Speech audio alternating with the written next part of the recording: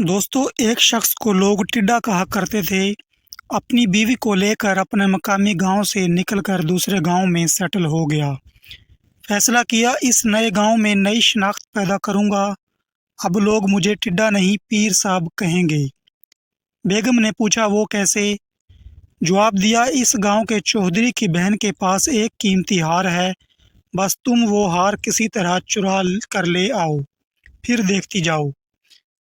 बेगम ने हुक्म की तामील करते हुए हार कमाल महारत से चुराया और लाकर टिड्डे को दे दिया। दूसरी जानब गांव में हंगामा हो गया। हार की चोरी की खबर जंगल में दरख्तों की तरह फैल गई। टिड्डे ने अपनी बीवी को कहा, जाओ जाकर चौधरी की बहन को बता आओ कि मेरा खावंद बहुत बड़ा बुजुर्ग है, लोगों की गुमशुदा चीज़ें बरामद करता है।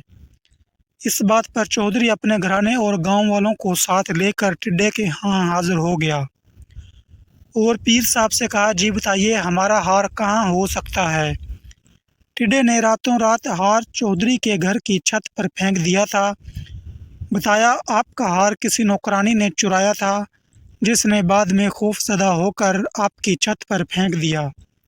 जाकर उठा लो वहाँ से।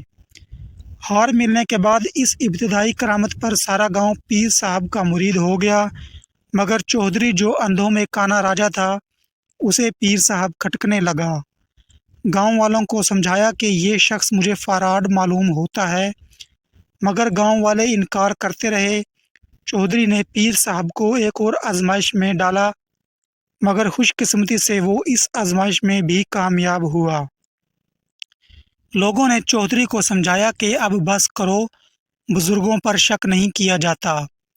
चौधरी परेशान हो गया और अहद कर लिया, जो भी हो मैं इस पीर का भांडा फोड़ के ही छोड़ूंगा। आखिर एक दिन चौधरी ने ऐलान किया कि कल खुले मैदान में तमाम गांव के लोग इकट्ठे होंगे। अगर पीर साहब ने बता दिया कि मेरे हाथ में क्या है, तो मैं सबके सामने इसके हाथ पर बैत हो जाऊंगा। सब लोग पीर समेत मैदान में पहुंच गए। चौधरी घर से निकला तो सोचता रहा हाथ में क्या पकड़ा जाए। अचानक उसकी नज़र एक टिड्डे पर पड़ गई। उसने पकड़ने के लिए हाथ बढ़ाया तो वो फुदक गया, फिर हाथ बढ़ाया, फिर फुदक गया। तीसरी दफ़ा में पकड़ा गया।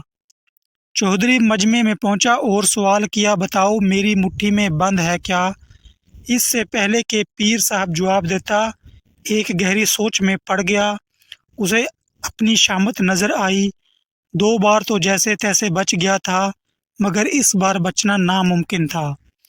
लिहाजा मायूसी में आसमान की तरफ चेहरा उठाया और अपने आप को कोसते हुए कहा, हाय रे टिड्डे, पहली छलांग में तो बच गया था, दूसरी छलांग में भी बच गया, मगर अब तीसरी दफ़ा तुम गिरफ्त में आ गए।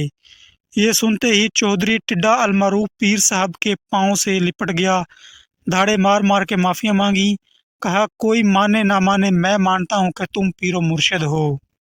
ख़त्म शुद्ध।